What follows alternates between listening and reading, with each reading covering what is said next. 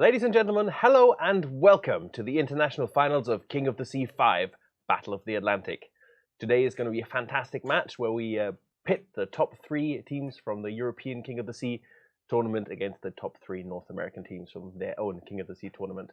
We're going to have a set of 3 games with third place fighting third, second, and finally the international grand finals to determine the victor, the King of the Atlantic.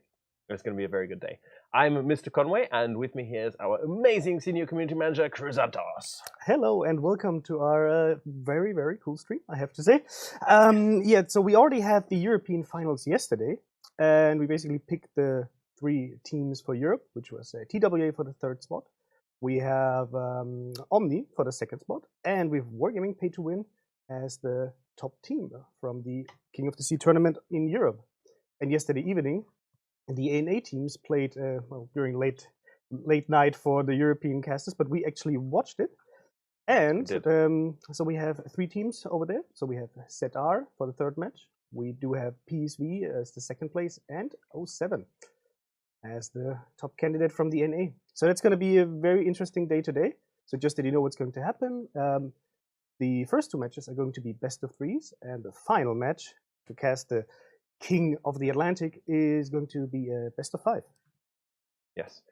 So after yesterday's cast of, I don't know, we were live for like 6 hours, I think. Flamu, Isolate, Chrysanthos, and me headed down for some beers and watched the finals cast. And I am really excited to see the clash. There's a very distinct difference in meta between the European teams and the NA teams. We saw things there we never thought would work, and they clearly did work. So it's going to be really interesting to see how our European teams face something that they probably haven't seen yet in this tournament, although they will probably also have watched the cast, so they're not going to be unprepared. It's going to be very interesting. Very interesting. A couple of organizational things. If you're wondering when everything is happening, right, we are going to be live with Game 1 at 1800 CET. Our stream is running at a 5-minute delay due to the competitive nature of the tournament. We need to make sure nobody can cheat. So we are running at a 5-minute delay. So our apologies if we're not going to be as interactive on Twitch chat and with Facebook chat. We are, again, running a prediction campaign. 3 of them, actually. If you guys want to try and predict the outcomes for today's matches, you have a chance at winning some cool bonus codes with exclusive tournament camouflages. We're going to raffle quite a lot of those, 50 for the first 2 games each, and then 100 for the finals, between everyone who's made a correct prediction. But details for that are really easy to get. We are running a Twitch bot, USS Artago, who is going to be giving you information. You can use !help to get a list of commands, or you can use !prediction to get a list to the links of the prediction campaigns. The first one is already open. Please bear in mind that it will close 10 minutes into Game 1 of the first series, so that it still remains a prediction and not actually just, hey, this is the result. Let's just type that in. So the same goes for all of the other prediction campaigns. So make sure to cast your votes early if you do want a chance to win some goodies. Exactly. And if you want to have some just fun with the bot, just do !poi. Yes. Be a proper week. We are also not just live in English today. We also have coverage in French, in Italian, Polish, German, and American English and Mandarin. So if you would like to watch in a different language, please do type !languages in Twitch chat, and our trusty bot will get you a link to all of those channels. Yes. One or 2 organizational things, because we are going to take a short break before we head into our final game between Devastating Strike 07 and Wargaming Pay to Win. We are still running the prediction campaign. You guys will be able to enter your prediction till exactly 8 o'clock CET. I am aware that there were a few issues with the campaign earlier, but if you have not put your prediction in, do try again now, and it should work. Exactly. Apart from that, I really hope that you guys are going to stick around. Go tweet, just tell everybody that this is happening. Because if you look at these games that we've seen now, and they were really good, really close games, the finals are going to be 2 teams that both beat these 2 teams we've seen here now. And this was already an amazing display. So I'm really, really excited to see what's going to happen, and whether or not Devastating Strike is going to bring back triple Grozavoy midway. Something that for us as a concept is completely bizarre, but it works. We're going to talk a bit more about the theory and the sort of practice behind that before we come back. But we are going to go on a short break now. We will be back at 1940 CET with our pre-show. 20? Yeah, sorry, it is 8 o'clock. We lost track of some time in the exciting end. You can pretend it's like it's UTC now. Okay, so so we are going to go on a break here. We will be back at 2040 CET with our pre-show for the finals that are going to be starting at 2050 CET. You have until 21 CET to submit your prediction. Thank you very much for tuning in so far. Tell all your friends and don't go anywhere because we will be back and it's going to be glorious and brutal. Indeed.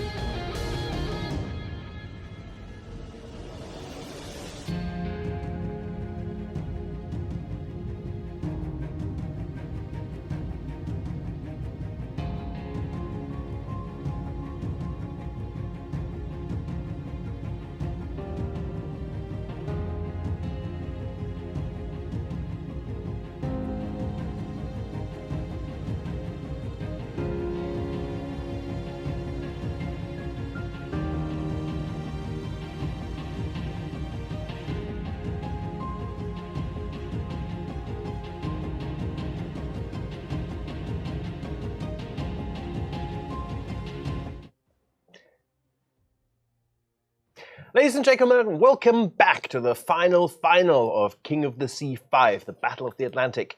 Our cross-server showdown is about to kick off for the first place winners. This is going to be glorious. I'm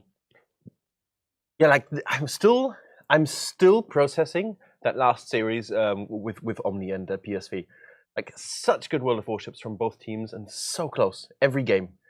Like, you see these little couches, right? At the end of this, we're like climbing into the screen, almost falling off. It's really, really well done. Because you know how they feel in these situations, and you've seen so many competitive matches, and you know how difficult it is to come back from like a 200-point disadvantage. And it was so close when it comes to the HP pools. And every mistake that you make, you hate yourself for it. And I'm sure that, for example, Teacup Curie, when he was like, oh no, I ate that torp, the one person you blame is yourself, and like, please let's not lose this game because of this mistake. Yep. But then also to just stay focused and deliver when you need to. And the entire positioning at the end, it's just really, really great to see. PSV did the same thing on Atlantic, like making the right moves at the right time at the end of the battle where it counted. And this time they prepared, like the battle plan was there, and they had the cap zones and everything was in place. But then Omni did a really good push, really good focus fire. They landed all of the shots they needed to. They didn't lose a ship to, let's say, a misplay, for example. I mean, that Montana from Tekane could have been just lost. Yes. He was down on 9K So close. and smoked.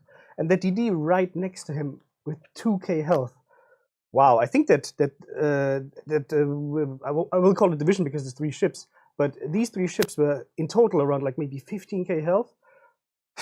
Breathtaking. Yeah, breathtaking. I can like our hearts go out to PSV. They came so close. But really well played. I mean, yeah. Maybe okay, you lost the matches, but it's also like the reputation is only going to go up after this. This is like you showcase how decent you are as a team, and you put up such a great fight. And it could have also gone in the other way if Omni would have lost the triple division on sea, or just one of those ships early on.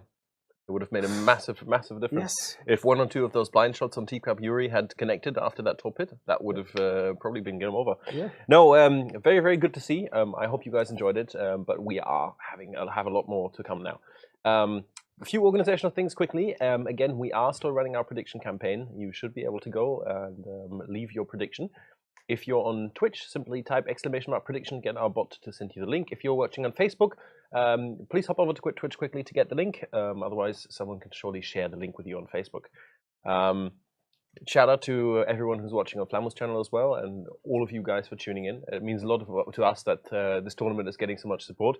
And we want to take this moment also to say thank you, a massive thank you, to the teams that show up and play time and again in A today at very, very early times on a Super Bowl Sunday. And massive shout out to the organizers, to the admins, to the adjudicators, to everyone who's been working in the background to making everything run smoothly, to organize everything, to come up with the rule sets, to do all the game day coordination, to do all the interfacing with us. And really, you guys did a fantastic job, and I'm proud of you. Yes. Good job. Send a hug to your adjudicators. Also the teams. It's so much. If you think about it, it's a lot of work you have to invest to make sure everything is in place, that everyone sticks to the rules, that everything is just arranged in a way that also for us, for example, to be able to tell you the next game is going to start in 6 minutes here. Really, really well done. And there's only so much thank you we can say, but it comes from the heart, and very happy to see that King of the Sea also developed over the course of the last 1.5 years into what it is right now. And also having the server clashes. It helped pave the way. Yeah, and if you think about it, with time differences and getting the teams ready, just a shout out to everyone and the teams to just make this happen. And also to our lovely video team in the background. Yes, helping us so much. 2 of them have been doing fantastic work. One of them is still slacking eating pizza right now, but we won't hold that against them. There's always someone who does this. Someone. But he's not the only one in the video team. Let's talk a bit about the upcoming game, right? Shall we have a look at the lineups? We can. Yeah, maps, let's take a look at the maps first, because that's going to be very interesting to see. So the first map is going to be Atlantic. There was the pick from Omni in the last match. Yeah, but it was Omni's pick in the matches before. But now, I think we might have a slight error on the graphic because I think Atlantic was actually banned. And I think we actually, our apologies.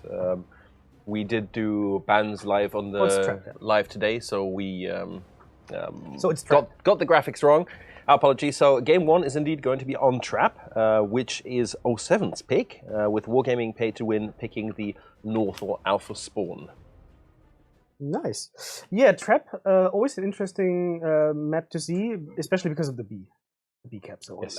The fight over that cap zone is so important, and how teams, I mean, usually teams decide to go either A or C. They, of course, try to put some pressure on each of the cap zones to not give it up easily. But then the question is, how do you get back to B? And we've seen a lot of cool fights around that map. And yeah, if, for example, 07 really brings a triple Grozavoy, the question is, how are they going to deploy it? Yeah. I mean, if you can maybe talk a little bit about the background of the teams. So, like Wargaming Pay to Win, for example, is a team that has been around for a really long time. They played for 2 years by now. They started, I think, with season 1 of Team Battles. They're really good for like methodical gameplay, but they also can execute really quickly. And they have been around in the top zone of the EU teams for the past King of the Seas. They've always been around the top 4, and they even won the French tournament in 2016. Yeah, they did a really good job. On the other side, we've got 07. Devastating Strike is their clan name. As an EU person, I don't know too much about them, but they have been playing for 2.5 years. They actually didn't enter competitive at all until Season 1 of Clan Battles. This is the first time they actually play competitive, and in their first sort of competitive outing, they placed 3rd overall, which is fantastic. And now they've made it into the finals, and they've beat out teams that have quite a storied history on NA. And they've done this with a really weird setup. It's just like we spent yesterday evening. We spent like an hour discussing this setup. We talked about it again and again, and ISO and Flamu are really of the opinion that it doesn't work and it's broken, and EU was going to stomp all over them. But clearly, it's not the case. If you look at this, right, we have Midway being played by Anumati, who is a very, very competent carrier player. And he said in an interview that the way he plays the Midway is he spends his planes as currency to do damage. Even if he loses most of his strike force, all of his strike force, we've seen his AP bombs taking out Des Moines. We've seen the AP bombs striking into Minotaurs. And like planes that usually, ships that usually are an absolute no-go for strikes because they're just going to eat your planes up. But with the superior health pool of the planes, he's managed to bring them in and do that. And at the same time, the Grozovoys provide a lot of air cover through their AA, so it's going to be interesting to see if they bring it. I personally think they will. I hope they do. And I'm excited to see what's going to happen. Yeah, and especially playing against a CD player like Stuff, that's going to be really interesting to see how they clash with, Hikuryu probably going to be like 4-2-2, so we'll have to see. I think it's very interesting to see, but I have to give out a shout out for the, once more, American player names. Yes. Because they do have players like the Potato 69, William the Dank. William the Dank is my favorite. William, like I and love Timmy, little Timmy. Still remember my lovely English books at school. It was always about Timmy, looking for his potty. I think we're about 2 minutes off from match start, so I think we're going to throw it over to our casters. I don't know if we've got ship lineups ready yet. We do, in fact. We do, so let's throw it over to casters and let's hear their opinion. Well, let's start with our lineup, or the one that we're seeing from Wargaming Pay to Win, because it's significantly less interesting than what we're seeing on the other side. Gearing, Des Moines, Hindenburg, Moskva, Montana. Extremely standard EU meta. Yeah. And on the other hand, 07? triple Grossovoy, double Hindenburg, Moscow, double Montana, and Midway. That last time we saw Midway was on day 2 of the group stages. Oh, Kings of the Sea EU. Yeah. He got kind of crushed, right? Yeah, he done. Yeah, absolutely. So we're seeing not only triple Grossovoy but a Midway. Yeah. It's like, what? This is the ultimate clash, and the first reaction would be, wow, these guys must be so bad if they run a comp like this. Yeah. But then you gotta consider, this is the team that won the NA Kings of the Sea. This is the team that free-won PSV, who just basically put Omni through the ringer. Yeah. So to discount them as a bad team would be ridiculous. This is gonna be a massive clash. Complete opposite metas are going to be facing here, and I think it's going to be glorious. I think it's going to be absolutely glorious. Couldn't be more excited.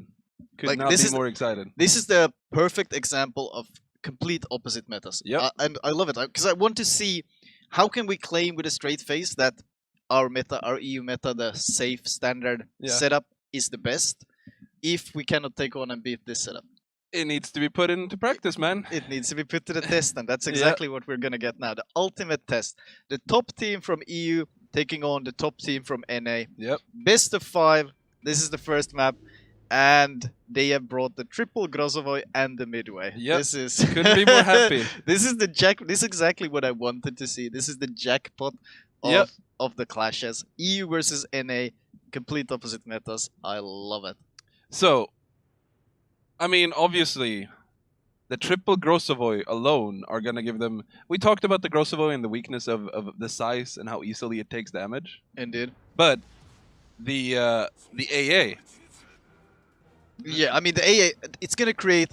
The whole idea of this setup is obviously like you could easily dismiss it as just a silly setup, but the Yeah. plan obviously is there that the Midway knows that he will not be able to gain the same sort of air superiority that the Hakuryou could.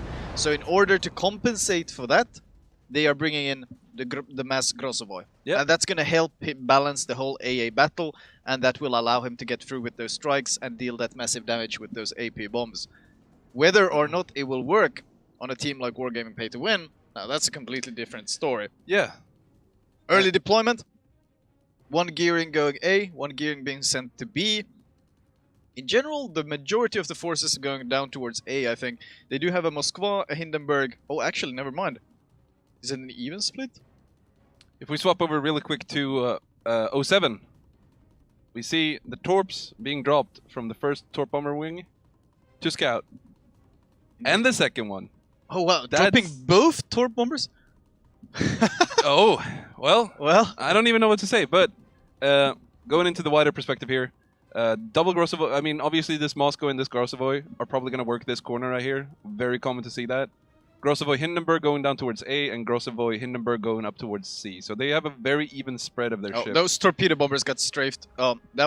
There we saw maybe some difference in carrier play. That first torpedo squad got instantly strafed down by the Wargaming Pay to Win carrier. No mercy being given to these planes. In fact, if you watch from Wargaming Pay to Win... Oh, what do we have? A crash? Mulligan crash. Mulligan crash. Says All those... He just lost both the torpedo squads instantly. He did say it within time, so I guess it comes down to the educators to decide what happens now. I think most of the ships on 07 seem to be completely stationary. I would assume it is a restart then. And he did say it before the 2-minute mark. Isn't the 2-minute mark the call-off? Maybe it will all be resolved very quickly. Alright. Finding the Hakuryou here.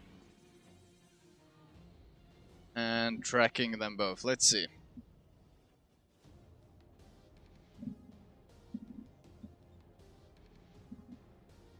Gearing, pushing towards B. And we have the exact same split as we saw earlier. Might have some small technical issues. Yeah. Are we pausing the matches or are we continuing? Will we keep... Stream is... Okay. Yeah. Sorry, what? So game on. Game on. Game is We just on. do our thing and then... We'll let them worry about yeah. the issues, so to say. Because that's a frozen screen if I've ever seen one, but let's pretend it's actually not there.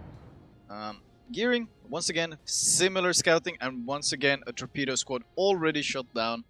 Second torpedo squad. Is he gonna get strafed as well? No, he's just left-clicking that torpedo squad. He's not even bothering to strafe it. And watching from 07's perspective, same thing here. Same deployment of ships. The Hindi Grossovoy going towards A, the Grossovoy Moscow towards B, and then the Grossovoy Hindenburg towards C. Indeed. Well, Wargaming Pay to Win seems to be getting the early B capture point, the early B cap. And I'm still wondering, where are they gonna, if they're not deploying the Grossovoys at B, which is where I expected to see the Grossovoys, what exactly is their plan with them? I mean, they're spreading them out one per cap, as it looks right now. Indeed. Well, if you look at Wargaming Pay to Win's point of view, they already getting a Des Moines into position near A, and with the gearing and radar there, I'm pretty sure they will be able to secure the cap. And I don't really see how they can contest this, or how they can stop this, because their forces are still so far away. They're not in position to contest it proper yet. Meanwhile, one Hindenburg, one Montana Scouting C. What is 07's plan? That's interesting when you speak about it, because watching what they were doing towards A, with the Grossovoy Hindenburg, they've just straight up turned around and are not committing. Meanwhile, the Grossovoy that was by B is reversing in, contesting it, and currently flipping it. And up by C, planes being shot down by the Grossovoy AA. Yeah. Wow, and that is brutal to watch. Yeah, that was defensive AA pop though. Yeah. So now they know that, but I mean, carrier... he popped it to snipe torpedo planes, so Yeah. it's not like it was a wasted defensive AA. No, it definitely was just, not. The power of the defensive AA Yeah. on a Grossovoy is just so terrifying. The sheer Yeah. amount of AA power that comes out is brutal. And just straight up brutal. a sneaky scout here from the Wargaming Pay to Win carrier. Oh, found the midway. Found the midway. He's actually managed to look at the midway. That is pretty big. Meanwhile, though, I mean, if you look at the point of view from Wargaming Pay to Win, they have A, they have B. Their 07 is only now getting C. They're already behind 70 points, and they're only now getting C. So we'll get to see what their plan is actually. Torpor is coming in on the Moskva. I'm not really sure what he hopes to accomplish here, because if he wants to drop this Moskva, he has to fly over him and drop him from the other side. And with the fighter planes around, that's probably never gonna succeed. No. We do have a Grossovoy contesting B, but he can be radared at any point, and I do wonder if they're actually gonna do it. Do they have any battleships in position? Kamikaze Sushi has eaten a bit of chunk damage, and here we have the midway torp bombers coming out. This is obviously the highlight that we're looking for, and Des Moines pretty much already butchered a quarter of the planes. Mm-hmm. And he pulled them back. Was that even defensive AA? I doubt he would pop it that early. He probably knows the threat that can come from those AP bombs, and he doesn't want to blow that defensive AA too early. He's got fighter cover as well. B is actually falling into 07's hands. Mm-hmm. They are 80 points behind. Yeah. But I mean, if they do manage to flip it, they will start clawing back that distance. Yeah. And they will be able to claw back the points. The overall positions, though, I'm not really sure what the game plan here is. There are torps going into that smoke. Oh, but he's so angled. He is. Actually, let's go to your point of view. Let's see if, because he's moving right now. No, they are gonna go wide. There's a second set though, right behind them. Oh, that could have worked. If he had started accelerating, there would have been a chance. But no, he plays it very safe. Intelligent play from the Grossovoy from 07. Yeah, and what I talked about earlier down south, the Hindenburg and the Grossovoy being not committing. Yeah, that's still the case. And I mean, they're currently tying up the forces of Wargaming Pay to Win down there. With Des Moines, Hindi, Montana, and Gearing. Are they still in the same position? Yeah, I think the plan is of that entire team that's basically sitting there is not actually to really contest A. It's just to stop any push for A. Mm-hmm. And so far, it's actually worked pretty well, because they stop Wargaming Pay to Win at A, and they secure both B and C. That seems to be the whole plan. And so far, well, they managed to claw the points. Well, they're starting to claw the points back. They're still behind about 60 points, and now Ashwell is contesting B again. I think we have a radar popped here. Yeah, Ashwell is abandoning the cap. He doesn't want to stick around. Yeah. But they're unspotted again. Is there any fire actually coming in on him? Nope. So he's going to stop and probably reverse right back into the cap. There is some AP. He does eat one overpen, but ultimately not really a big deal. And he seems to be just fine. Mm-hmm. Meanwhile, 07 is actually pushing through C. I think both teams are kind of feeling each other out. Very safe, patient play from both sides. Both teams are kind of afraid to overcommit at this point. B is falling into Wargaming Pay to Win's hands, but it's only a 40-point game at this point.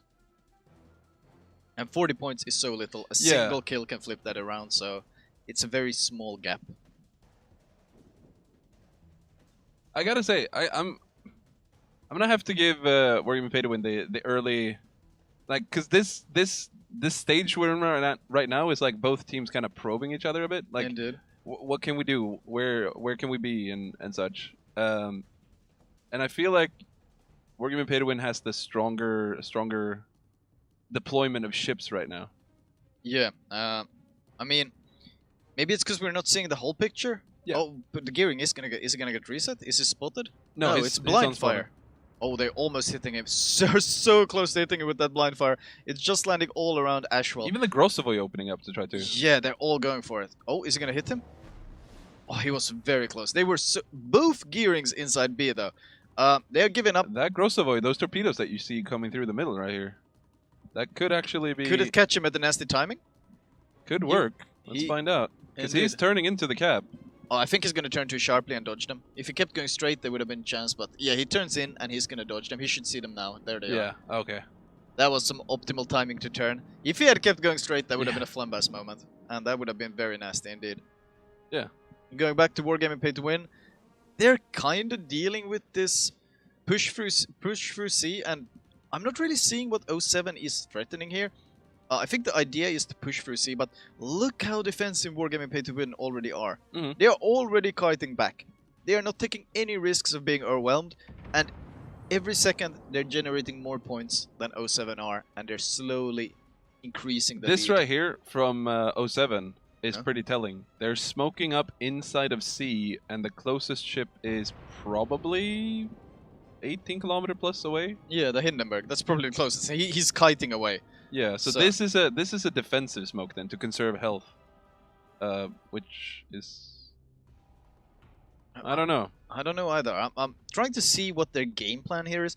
I think the initial game plan was lock up the enemy at A, prevent them from pushing through, and then push through C, and I assume get enough map control to be able to basically cascade B as well. Yeah. And that's a perfectly valid tactic. They seem to be struggling to actually execute it though. Well, still though, it's not like we can't be too harsh on 07. No, definitely not. It's a very small lead. It's an 80-point lead. Yeah. And that lead is basically hanging on a knife's edge. If they manage to flip B, then they can claw back that lead in a couple minutes. So I'm just trying to decipher, like, because this is the first time we've ever seen. I mean, radar. Radar popped? Yeah, they got a radar on that Grossovoy. Battleship AP is already in the air. Grossovoy will be accelerating, trying to dodge it. And it splashes all around him. I'm surprised he's taking his time though. He's really taking his sweet time. He's radared and he has no fear. He's reversing into the cap while radared. That is a ballsy play. Yep. That is a ballsy play. I gotta give him that. Wow. He does not care that he's radared. And radar runs out. Yeah. He really got away with that. I mean, it could have been the fact that they were so confident in the angles that they had. Oh, well, there's... Oh. That was the Hindenburg. That was the Hindenburg up in C. He left the smoke, he tried to make some sort of push, and Masero... That must have been a blappy shot, Yeah, right? that was a very blappy shot, and I think he underestimated the aim, I guess, of the Montana, but this is why EU loves the Montanas. Yep. They have the potential, if you get broadside, they have the potential to just straight up delete any cruisers, and that's a pretty significant lead. But worth noting is that in the meanwhile, 07 has contested A.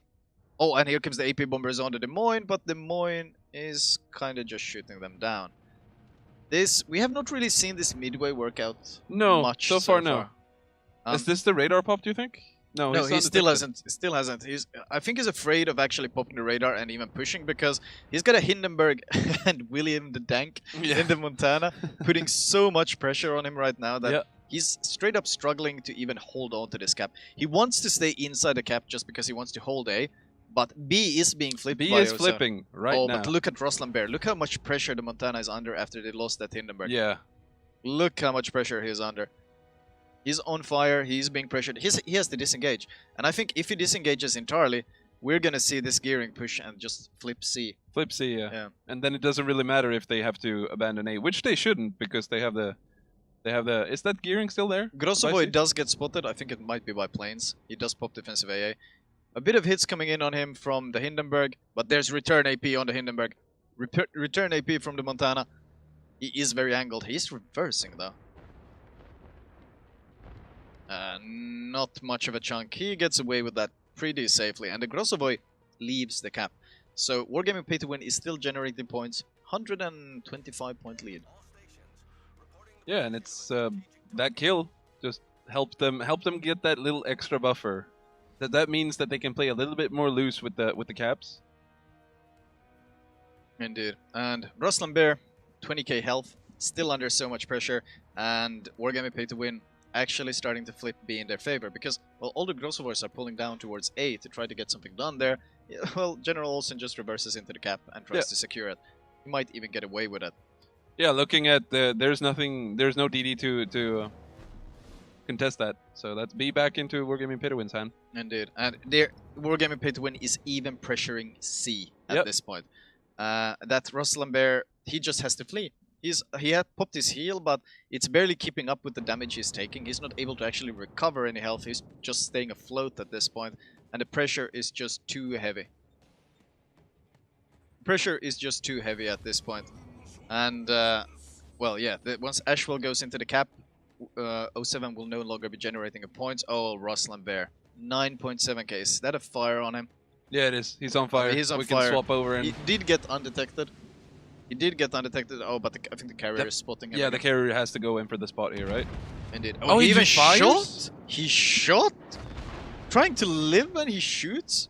That's questionable. Because he just broadcasted his position to everyone. Fire. One more fire and that should be him dead. And that's a fire. That's the fire. Why would he shoot? Oh no, he had his damage control part. The planes were really far away, actually. The planes were really far away, but because he shot, he still got spotted.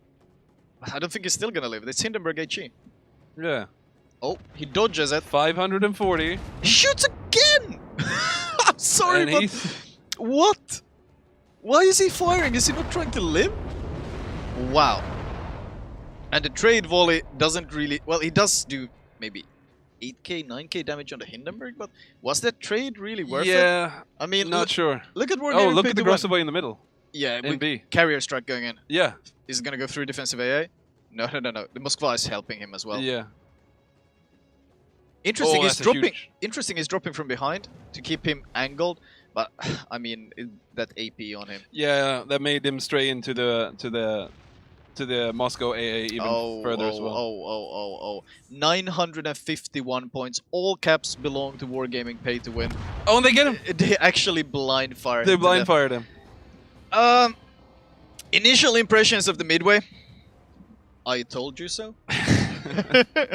I'm sorry, but we did really not see that midway work out. In fact, if you look at the plane kills, the Des Moines shot down 40 planes. Yeah. That is pretty brutal. Yeah, one could describe it as pretty brutal, yes. And ultimately, not a single Wargaming Pay-to-Win ship went down. They had all caps at the end. It was a perfect game in that sense. Mm-hmm. They played safe, no risks. Kind of what we saw against Omni. And yeah, I mean, maybe just this... consistent play, man. Wasn't this Wargaming Pay-to-Win's pick, though? This was... Trap was 07's map pick. Oh. So they lost on home turf. Well, maybe they picked one of their weakest maps. Yeah, maybe the casting couch has some insight on what exactly went down in this game. First of all, just a short apology because we dropped the stream for 2 minutes because our OBS crashed, but it was in the first 2 minutes, that it should be fine. Sorry for that. But yeah, I think what was surprising to me is that Wargaming Pay-to-Win played it pretty much the same way they played it against Omni. Mm-hmm. Yep. So it was the Des Moines at A, the Moskva and the Gearing on B. And apparently 07 didn't really have an answer for the Des Moines, for example, on A.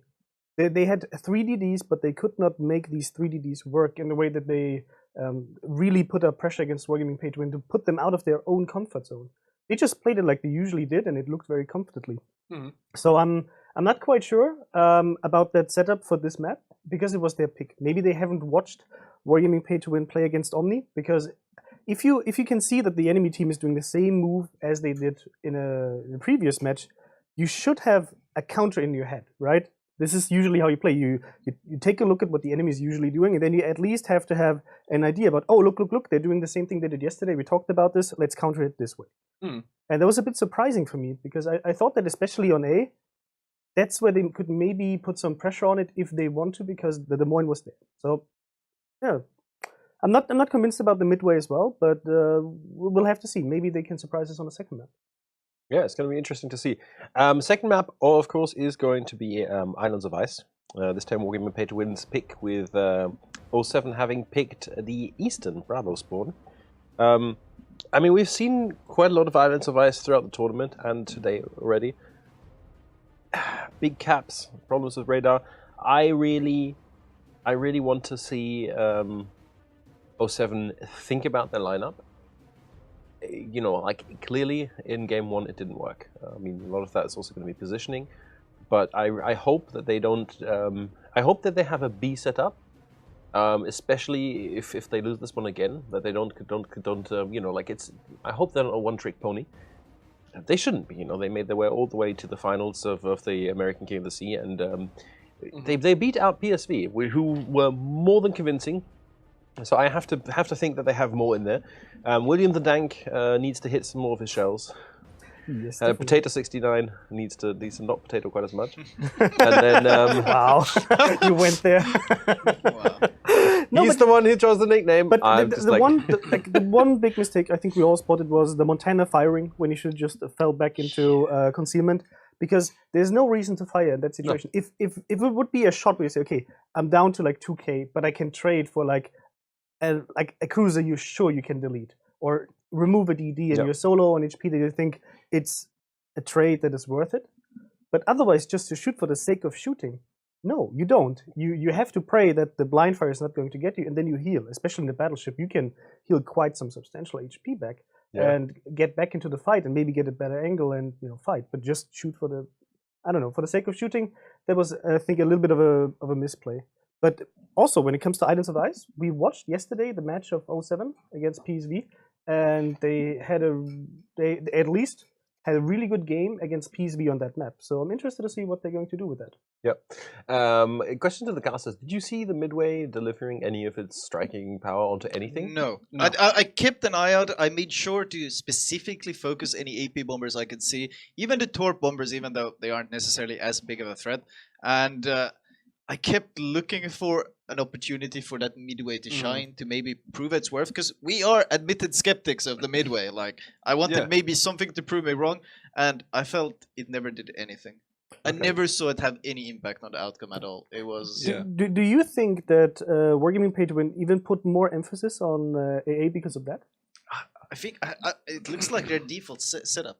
And there's a pretty big focus on AA in the EU meta regardless, simply because people hate being spotted. Do you know what being spotted in clan wars in competitive means? Being focus fired, so they have to deny spotting as heavily as possible, and the best way to do that is AA. So there's a natural inclination to spec into AA on EU already, and someone who focuses heavily on AA, like striking with carriers, they're going to struggle against that. That's what it comes down to. Well, I'm excited to see. I hope that 07 can pull this back and get us 5 games in this awesome upcoming series. Let's hand it over to the guys for some ship lineups. They should be popping in soon. Game number 2 should be starting in about a minute. It's already loading. Wow, they were much faster. Well, there we go. Game number 1 is on. Game number 2. Game number 2. Game number 2 is indeed on. Can we keep like a Conway screw up? Yeah, like a list, like a jar we put money in every time. Like breaks our ears, ching, sends it to the casters too early, ching. No, but we are seeing, I don't believe it, we're seeing triple Grossovoy and Midway again from the 07. I mean, this is their thing. Yeah. This is what brought them all the way to the finals. This is what won them the finals. This is their thing. Admittedly, this is what they really like running. So maybe they just struggled. Maybe, well, once again, there's time to adapt. It's the first time these teams are facing each other, so the first game could be just a question of adapting to how the enemy team is playing. Yep. I mean, it's still going to be interesting. Yeah. Because this time, Wargaming Pay to Win has double Des Moines, as is pretty common on this map, simply because there are such good Des Moines positions both at A and at C. And, I mean, still, triple Grossovoy on this open map. We'll see. TWA runs one Grossovoy very successfully on this map. Yep, they do. But it's a difference between running one Grossovoy and three. It's a pretty significant difference in like how it plays out. Right. Let's see. We are of course committing the very standard ritual suicide. There we go. And now we can actually take a look at what Wargaming Pay to Win is doing.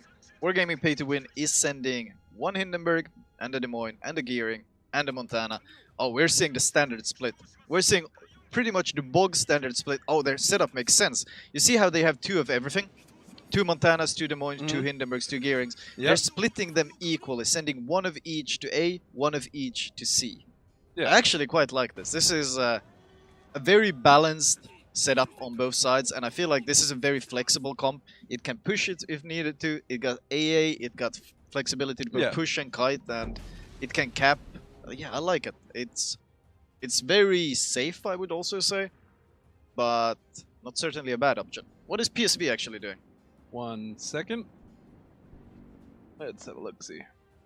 Immediately at the start of the game, all three Grossovoys just made a beeline towards the closest cap, and we have the Hindenburg, Des Moines, Montana going down south. Hindenburg, Montana, backing up the one of the three Grossovoys up towards A. So not a huge emphasis on B, but more of an emphasis on A and C, which is it's kind of common. Yeah, I mean this map is kind of if you get full A and C control, B kind of just falls. Yeah, because that's how it works. You can't hold B if you get crossfired.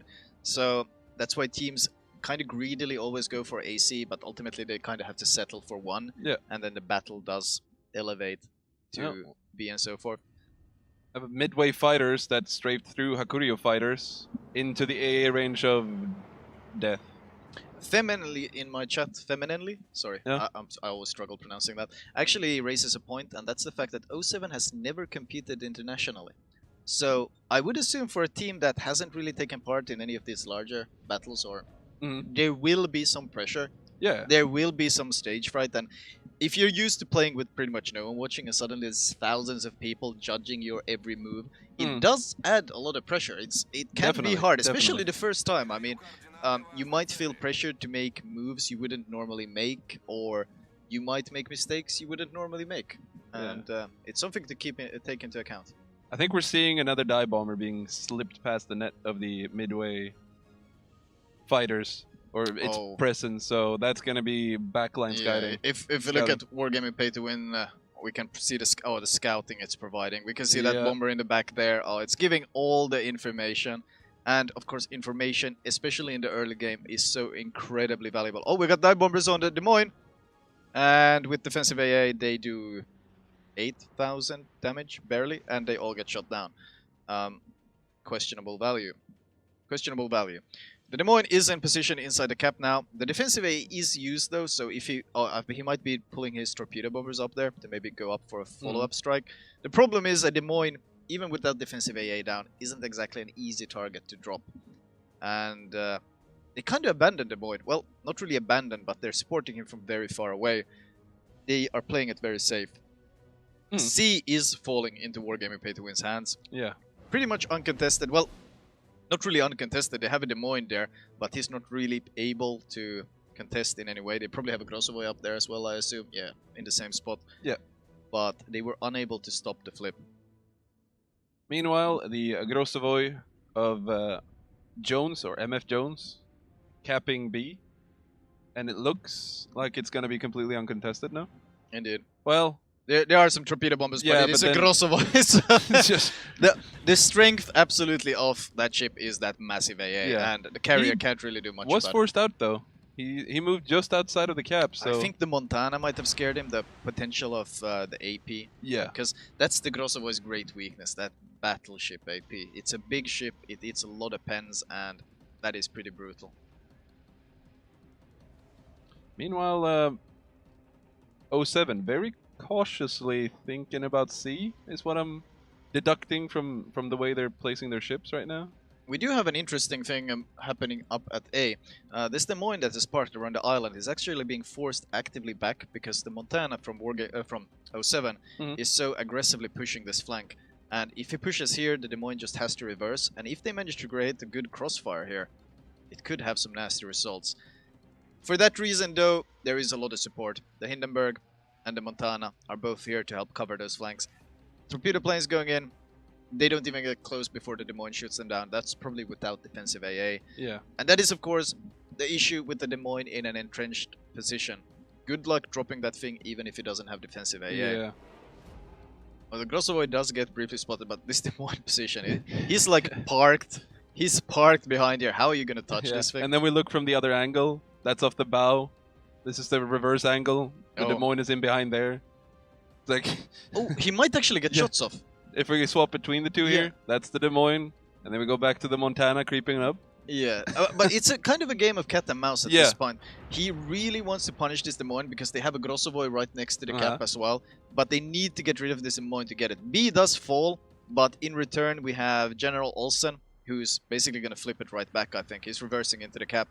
That's what we saw them do. Oh, is he radared? No, it's blind fire. firing. Oh, these teams are so good at that smoke blind fire. Like, you actually have to check on the second screen to see if, are they radared or not, or are they just so good at shooting those smokes. Right. Des Moines gearing easily secured. See, Hindenburg, Montana, William the Dank, and the other, is it Caliber, playing very safe. And I can't really blame them. You don't really want to face a superior firepower in that sense. There's some torps going into the smoke. Looks like they're all missing. Yeah. And B is steadily flipping in Wargaming Pay to Win's favor. Oh, this Montana, Ruslan. He really wants this Des Moines. Oh, he's so hungry. Look how hungry he is. And the Des Moines is spotted. Is Des Moines pushing up? Are we gonna have the same AP? Oh! Could have been big. I'm surprised the Des Moines is pushing up, and there's torpedo bombers coming in at the same time. And AP bombers. Oh, it's full action. They want this Des Moines so badly. They want to get rid of him so badly. Is he holding his defensive? It's got to be ready now. When is he going to pop it?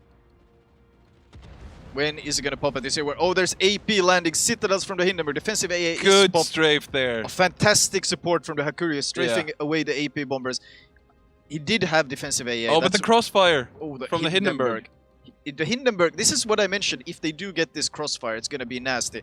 And the Des Moines is pushed up. And oh no, can the Montana hit him? I think you can shoot him with the superstructure, maybe? Yeah, I don't think he can hit his Citadel, but he can hit his superstructure. That's not going to be significant damage, though. And if they can burn this Montana in the meantime... Let's have a look at the angle from Wait, this there's Montana. another torpedo bomber coming in, who is actually being shot down, though. There's the shot. Oh! 1k health left on the Des Moines. Okay. That is brutal. They will get him down. There's no way he's not going to stay there and finish that kill. Looking at this little, if you take a close-up here, yeah, they can go, you can shoot over it and hit the top of the superstructure. Oh, that is nasty. That is such a nasty position. They got the exact crossfire. But torpedo bombers are coming in for that Montana, but the Grossovoy in the smoke. Yeah. The Grossovoy in the smoke. There's no... Oh, wait, he's dropping the Grossovoy? Des Moines goes down. Des Moines goes down. He dropped It was too Grossovoy. Close of a drop. He dropped them where the... Actually... But look at the health on that Montana, though. Look at the health on that Montana. He's down to 26k health. In fact, if we go back here and look at the health on overall on 07. Montana, quarter. Grossovoy, less than a quarter. Yep. And the points are still in Wargaming Pay to Win's favor, even after losing to Des Moines, simply because they have been holding such a strong capture control at this point. So, if they lose that Montana... Because Mazero, he's pushing. No, actually, wait, he's... Well, we are in France, so he was reversing towards him. Okay. Yeah, but he is actually going to bail from here, and I don't think they'll be able to get Roslenbear. Roslenbear is smartly just yeah, so getting out of there. that was a traded loads of health to kill the Des Moines, but they're gonna get a cap on top of that, and they didn't lose the Montana. Sure, the Grossovoy is low and the Montana is low. Yeah, but they didn't die. That's They what it didn't comes die. down. That was a really good play from 07 to recognize the weakness of that Des Moines position, and they punished it. Yeah. But they did trade a lot of resources for it. They traded a lot of Grossovoy health, a lot of Montana health, a ton of planes. They did get rid of him, but the question is, at what cost? Yeah. That's what it comes down to. Going down towards the C cap, we have the awkward stare down, and in B, we're gonna have Another awkward stare down? No, it's more of a shooty stare down. Yeah, the Grossovoy versus gearing is heavily in the Grossovoy's favor at range, though. The Grossovoy simply is Very much brave better. of this Grossovoy to not move after shooting. What? And that was Maser once again showing why this was the guy who deleted the Hindenburg in the game earlier. The Grossovoy, I guess, I don't know if blind fired or just showed himself trying to torp him, but Maser completely deletes him.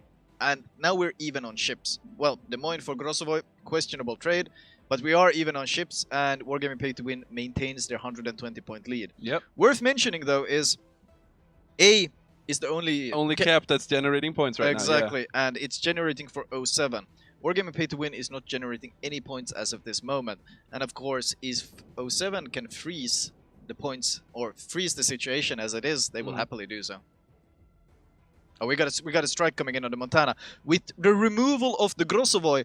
The Montana is open. Yeah, With the completely removal open. of the Grossovoy, the Montana is open, and there's no way Wargaming Pay to Win isn't gonna capitalize on this. He's grouping up the strike. He's gonna go in probably over the mountains and the plains that get spotted. Yeah. There is a fighter kind of sniffing about, but they haven't seen the plains yet. No. They have no vision of the plains. Oh, he's playing this so smart. He's going around the island to keep them undetected.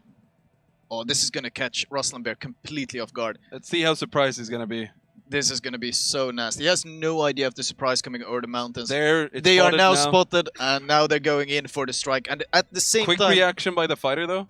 yeah, but he's got his own fighter to tie it up in the Yeah. meantime. In fact, we even got the Hindenburg pushing in from Wargaming Pay to Win's view. The Hindenburg is pushing in to provide AA on the fighter squad at the same time, and this is the perfect storm. Oh, this is the perfect strike. What a great play from Wargaming Pay to Win. The strafe is too late, and the massive strike chunks him down to 8k health. And the Hindenburg is here. He is hungry. He wants to finish this kill. He knows he can finish this kill. The problem is, at this close range, Battleship AP overmatches the nose. Oh no. This is... He will kill him, but at what cost? Oh, it's an early shot. He hits the nose. Yeah. Good chunk, but that's not enough.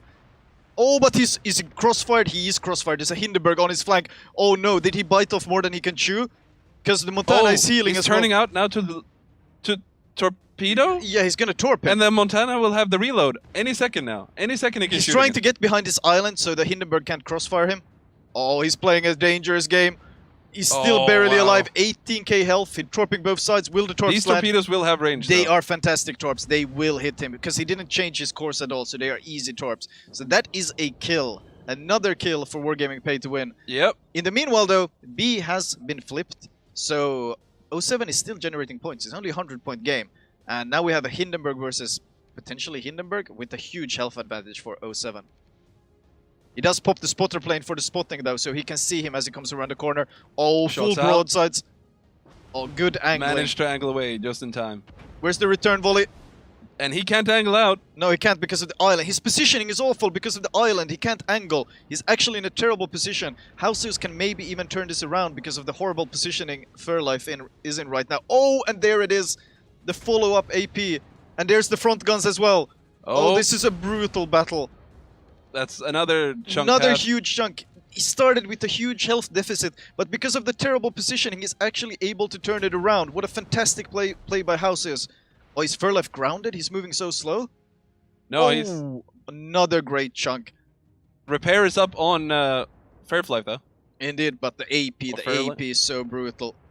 Down to 1.8k, there's additional supporting AP coming in. Oh, and the Masaru again No, helps out. Hindenburg. That's mine. That was such a that was unfortunate positioning by the Hindenburg, giving that broadside, and it actually allowed him to win that fight. That was the one Hindenburg being maybe a little bit overconfident onto the Montana. Yeah. It worked out, but then the overconfidence from the opposite team Hindenburg is like... Indeed. Hindenburgception. I mean, he's low now, but what does it matter anymore? He's healing, and there's no more threats on him. And they secure A, and that means they can draw Masaru and General Olsen down into B. And now the constricting starts. All the forces from C, all the forces from A, culminating at B. They're impossible to hold. Potentially huge torpedoes here going towards... They are, in fact, unspotted. Yeah, and if he slows down... He is going full speed. We'll see. He is going full speed. He's turning out, though. Let's go into your perspective again. He's turning. Oh, no. That should be the... That's 2. 2, maybe? That's high chance of 2. He's going to spot them any second, and he's going to hate his life. Surprise! Oh, hello! He's going full speed, though. He might be able to dodge... No. He's going to eat 1, I think. Yeah, 1. 1. Yeah. It is on the stern, though, which is... Was it flooding? It potentially was flooding, and he instantly damaged Condit. The problem is, the Hindenburg can't really follow it up, simply because if he does follow it up, he ends up in a crossfire here. So I think Kamikaze Sushi will get away with this. Kinda scot-free. All 3 caps, once again, in Wargaming Pay to Win's favor. And yeah, this is gonna be nasty. Because they are down so much firepower. They're down a Montana Hindenburg. Grossovoy versus Des Moines. Yeah, and that ship deficit is just gonna keep furthering the map control that Wargaming Pay to Win can assert upon 07. Battleship AP on the Grossovo here? No. No connections. No connections. This Des Moines, he's wanted, like, this is usually a pretty strong position to have a Des Moines, but I think that 07 has been unable to really use that position in any way. And it was a really good position until Masaru, north in the B cap, is saying like, yo, Hello. can I get a look at that? Yeah, Let me just, I just want to touch it. Can we have a talk? Oh, and oh no, he's forcing them on. He's out. Look at Kamikaze Sushi. The I don't even know, man. Ow. Yeah, Ow. that's a bit painful. He's undetected right now. As of right now, he's undetected. But if he gets spotted again, he's not in a fun position. Look, he's got Montanas in a T formation, basically on both sides. Yeah. And he's spotted again. I think the planes are spotting him. Yeah. I mean, this is obviously one of those. Oh, one of those Masaru situations. is shooting him, I think. Is Masaru gonna? Oh no. Oh no. Ow! Ow! Ow! Could have been worse. Could have been a lot worse. There's the smoke here. He does get undetected thanks to the smoke, but still, is he actually within radar range of... No, he's not in radar range. And they're actually trading some good fire on the Des Moines of Wargaming Pay to Win as well. In fact, if we switch views to Wargaming Pay to Win, he's having kind of the similar problems with William the Dank, punishing him so hard. So he just wants to hide and play it safe behind the island. There are torps going out now. And Hindenburg? Do they have any idea? No. Actually, two are spotted. Two are spotted. But there's return torps going into that smoke, but he's fully behind the island, no? Yeah, he is way too far into cover. But the DD... No, DD... DD is stationary, so okay. there's no risk of those torps landing. Masaru is keeping up his push though. And Houses, you remember the guy who was down to 8k health? He's up to 22k now, and he's pushing down. And that is of course the problem with early damage if you don't get the kill. They get the chance to pop all their heals as they sail back into battle, and it's going to be brutal. The Wargaming Pay to Win carrier, it's inside of B. Just as a small note. Indeed. And 800 points to 380. It's a bit of HE spam coming Master's way, but General Olsen dropped torps in there. Do they have any vision of them? From the north? No, it's coming straight through B. Oh, they have no vision. They have no vision. They are just about to enter. Let's switch to your point of view. Let's have a look. Oh, oh no, the potato. This is your chance to prove that your name is just a joke. Oh, there's... The torps are spotted. Well, he should be able to angle into them. A bit of a nest. Yeah, there's gaps in. What about the Des Moines, though? Yeah, the Des Moines, that's a... Yeah, he's safe as well. So they will be... he did get spotted, though. Grossovoy does get spotted. Oh, no, that's going to be Battleship AP if Montana AP? Masaru, no! Oh! God! Yep. Yep. That's the problem with the Grossovoy being spotted and having a Montana in your face. It's not a fun result. Oh man. There he goes. Instantly killed. They might trade on General Olsen though. He is down to 4.7k health. He just got unspotted. Oh wow. Well, that's so much for that.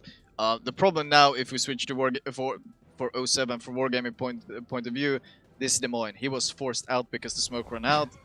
Oh no. Oh, Citadels from the other Des Moines. Oh, this is nasty. Full broadside Des Moines at 9 kilometers.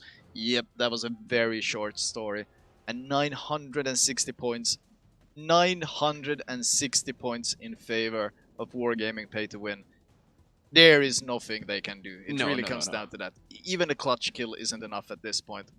It's pretty much been all but over since Wargaming Pay to Win won the fight over A. That A fight, it cascaded from there. Oh. They got such map control. Oh, that's those Citadels. And the Torps! No, he dies before the game ends. Wow. That was brutal. That fight at A. I mean, 07 actually had a really good play getting rid of that Des Moines. But you notice that the health that it didn't come for free. It looked pretty free in the beginning, but all that health they lost on the Montana led to the carrier strike on him, led to the death of the Grossovoy, and then led to the Hindenburg just going ham and killing him. So, which was a pretty insane move as well. But ultimately, 2-0. The only ship that Wargaming Pay to Win lost was the Des Moines up north, and he killed 44 planes before he went out. Indeed.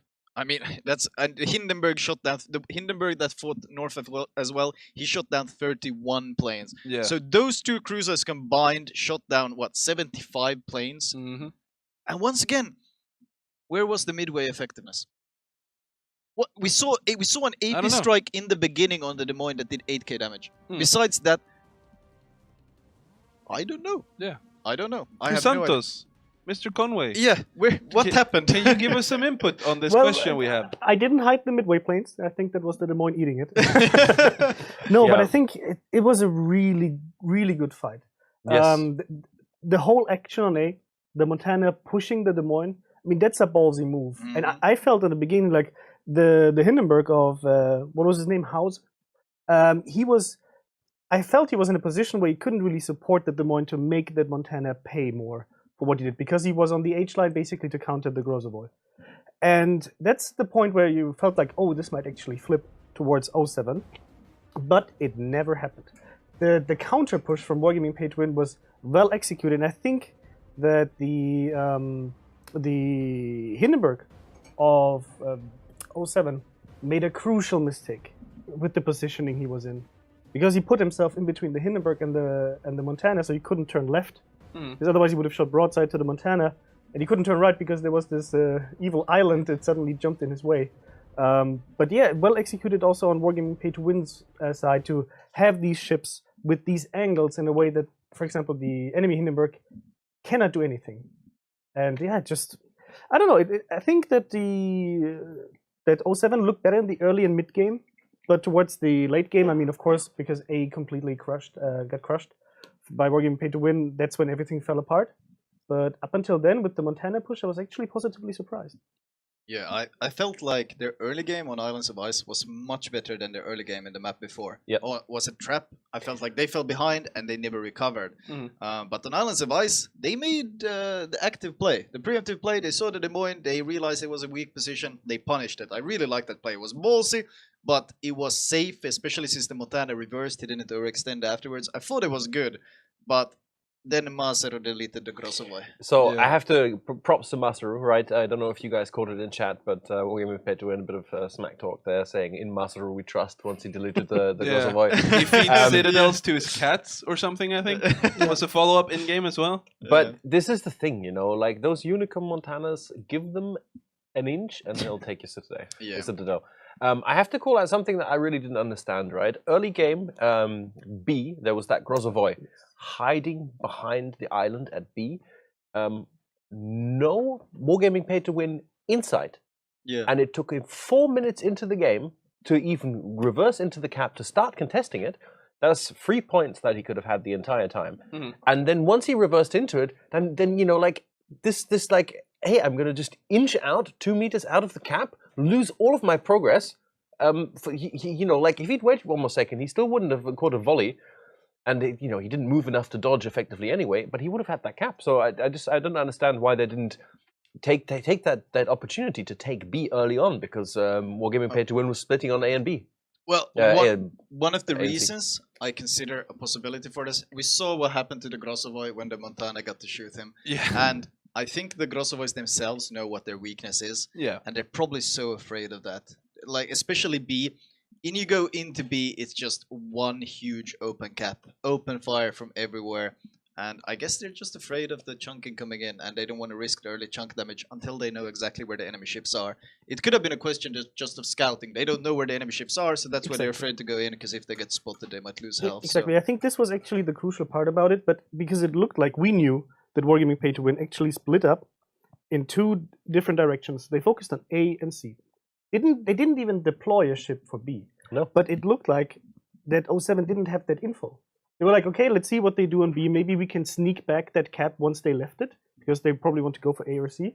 So yeah, I don't know. That might have been a mistake to not put that early cap pressure on, because that's the reason why you have a triple DD set up, right? You want to put up that cap pressure to make the enemy play for the DPM advantage the enemy team has. So, yep. Yeah. Let's talk about the next game. What do you guys think? Do you think we were going to see the same setup again out of 07? Well, I mean, I would like to say that maybe they have something else in their sleeve. Yeah, I hope so. But I think this is their tried and true. This is their bread and butter. This is what they know how to play, how they practice. And until they faced Wargaming Pay to Win, this is also the setup with which they have had success. Yeah. They have been winning with. And I think this is where my like constructive criticism comes in. That's a thing I witnessed with the NA team so far. Is they have their setup, and they play these ships because they feel comfortable in these ships. Like these are the ships they really want to play. But they do not counter. They are not really adaptive when it comes to, okay, the enemy is deploying this, so we're deploying that. If you have teams like TWA or Wargaming Pay to Win or Omni, they are able to swap between lineups. They pick ships to counter something. They don't play, for example, Yamato because they are comfortable in the Yamato. They pick a Montana for specific reasons, and if they have to swap because they want to counter something else, then they do it.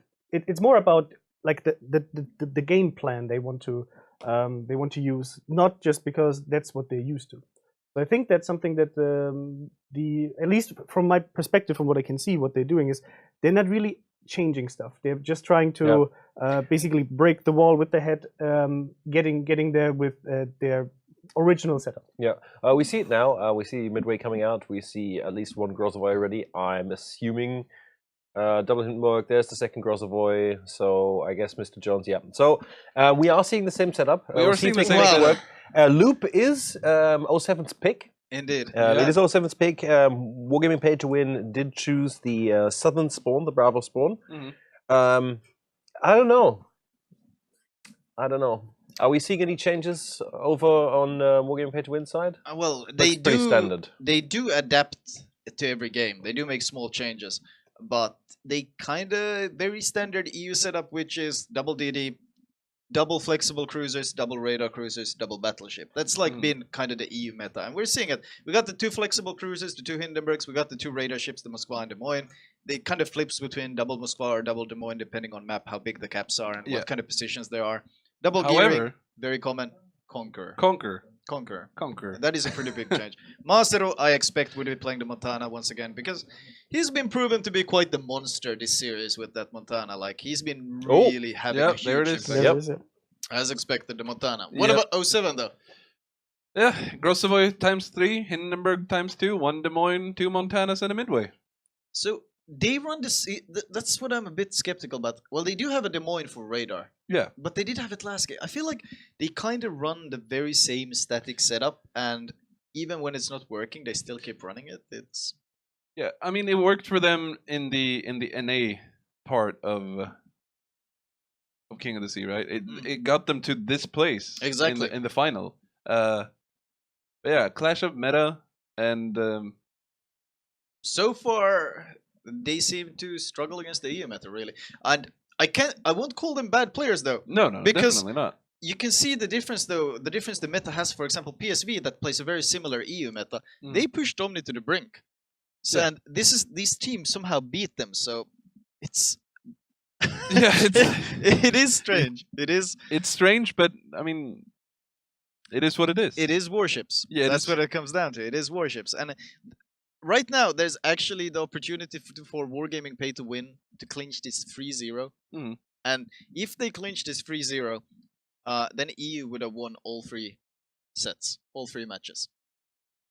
2-0, 2-1, and potentially 3-0. So this is the chance for 07 to get back a bit of that pride and show them, no, we're not going to get pushed over 3-0. We're going to show that this setup we're running, this triple Grozavoy, we can make it work even against the EU, kind of AA heavy meta, I would say. And they can show just how strong it is. And I'm hoping to see that because so far the Midway has been very underwhelming. In fact, if I had to calculate the total damage I've seen the Midway deal in these 2 games, I would say about 10,000 damage. That's a bit rough. We saw the 8k Des Moines strike, and then I think we saw 1 Europen. I don't know if we've seen anything else. Have we?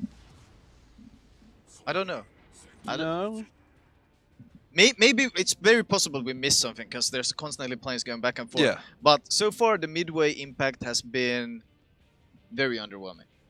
And let's hope that maybe this game we can see it, because it would be nice to see more carrier variation. To see something else besides just AS Hakuryu have that impact on winning the games. Right. Ritual Suicide is completed, and let's take a look at what Wargaming Pay to Win is doing. We see the usual gearing. The gearings are splitting off as expected. Now usually B on this map considered poison.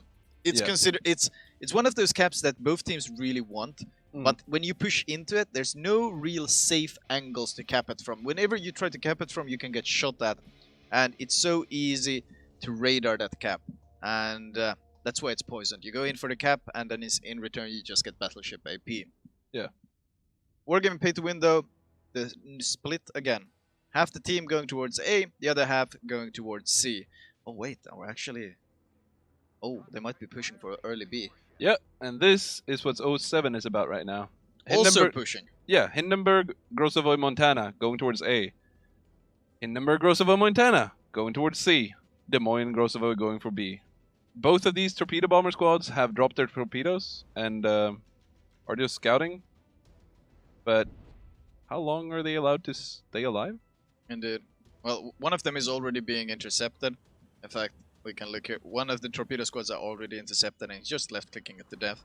The other one, about to be intercepted as well. Also being left-clicked to death. I think he knows they're empty, so he's not bothering to try and strafe them. He's just left-clicking them, which is the safe, not perhaps the fastest option, but a very safe option. Yeah. And we have a smoke from Ashwell for the alert, for the Des Moines. And they will be trying to contest B, which, if we switch point of view to you, we can see the exact mirror image happening on both sides. So it's going to be Gearing Des Moines versus Grossovoy Des Moines, and the fight is over B. Yeah, and I don't know. This is a bit safer of an angle for the Des Moines from 07, I think, because he has the option to reverse in behind this lip. Interesting smoke here, if we look at Wargaming Pay to Win's view. General Olsen actually laid a smoke wall between these two islands, because they are afraid of the incoming AP, because they want to push this Moskva up to this position. And the risk when you try to push him fast here is that he gets spotted on the way and punished. Yeah. So this smoke is here to protect them, and maybe even sneak in the Conqueror as well. So this is pretty interesting, and the pressure I thought would happen at C is actually being abandoned. There's just a Hindenburg and kind of Montana, I think maybe? we have a radar popped here in B. Oh, Ashwell is spotted, yeah. He is spotted. He's instantly turning out though, and who's... Do they have anyone to fire at him? We got AP from William the Dank across the map, but it goes wide. At those distances, it's quite hard. Is Ruslan shooting him? No. Wait for the counter radar here by the Des Moines of Wargaming Pay to Win. 0 damage dealt to Ashwell, and so far the radar seems quite underwhelming. Will there be a counter radar before they manage to cap B? Dillard is still sneaking in, trying to get into that juicy position where he can just stay safe and contest the entire cap. I think that is the counter radar. Yeah. Counter radar is popped, and now it's a Grossovoy's turn to try to dodge the shells. And it's a Montana from Maseru who's probably going to be dishing out the AP. Oh, the shells are coming from everywhere. Conqueror HE misses. No big hits so far. Maseru though. Oh, and that's a quarter of his health gone. Well, actually not a quarter maybe. It's only about a fifth. Yeah. Only about a fifth. Ashwell actually lost the same amount of health in the end. So, very even trades. C is being capped by 07. In return, A is being capped by Wargaming Pay to Win. So we have kind of mirrors across the board. Never mind. Gearing was pushed out of A, so 07 might be securing an early capture point lead here. Yep. That is, of course, the advantage of running this triple Grossovoy. They can afford to put the Grossovoy in each cap, and against 2 double DD setups, that will give them the early cap advantage. Ashwell once again trying to contest this cap. He has reversed in there. He probably knows, well, he knows that radar is down. Will the Midway be able to spot him? With the double Des Moines around, it's going to be nasty. Had dive bombers flying over B, looking to strike the Des Moines, but opting not to. Yeah, that has not been very successful, has it? No. We have not really seen that dive bomber success on Des Moines at all. Like he's gonna make another try down here, down south, towards the Moscow and the Conqueror. No. I think this is about to end this. You can expect. Oh, but this gearing there as well. There got so many sources. What? Those planes are just gonna die. Oh, is he gonna get through with this? No. Is he gonna get through? Nope. Nope. And that's kind of been the story with the Midway. Yeah. I feel that's kind of been the story today with the Midway. Attempts, but it's always just been that attempts. And B looks like it will be falling into Ashwell's hands, and WarGaming2W kind of need this cap. They are 50 points behind. That's They are not allowed to cap. There's a Grossovoy parked right Oh. here. And that is such a good play at this point because 07 has a 50-point lead, and the longer they keep contesting, the larger that lead would grow. There are planes coming into spot that Grossovoy though. Or are they? Yeah, but there's a Des Moines right sitting right next to Yeah, him. it's, So the problem it's is gonna be spot- those like Yeah. I don't know, suicide scouting where you're gonna burn a lot of resources trying to just get that spot. And I think it's a bit too Oh, early for the carriers And to the suicide gearing spot. left, so now they're actually capping. Oh, the gearing went to re-smoke the Des Moines of WarGaming2W. Torp squad coming in, but already starting to be shot down. That AA range, oh my lord, that's a Des Moines AA. Yep. That is nasty.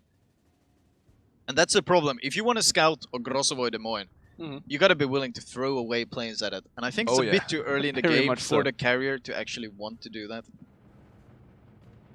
Oh, look at this though. Let's switch to WarGaming2W's Yep. point of view.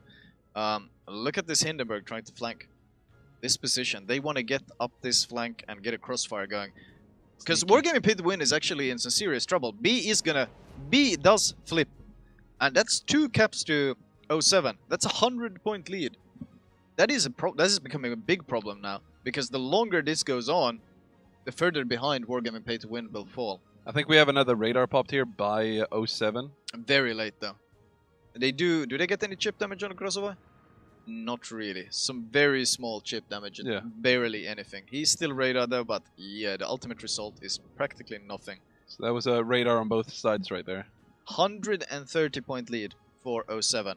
Yeah, They- and 07 managed to cap B. They managed to flip it while, and now WarGaming2W will be in that awkward position where, unless they fully cap B, as soon as they don't have anyone in it, it's gonna generate points for 07. Indeed. It looks like they will finally get A though, which means they won't be losing as quickly. They will have the speed at which the lead is gaining for 07, but 07 will still be gaining a lead every second. And the longer this goes on, the bigger problem. We gotta remember this was 07's map pick. Yeah. And so far they are proving why. This triple Grossovoy with 3 caps and going for every single one at the start is proving out to be a very solid tactic.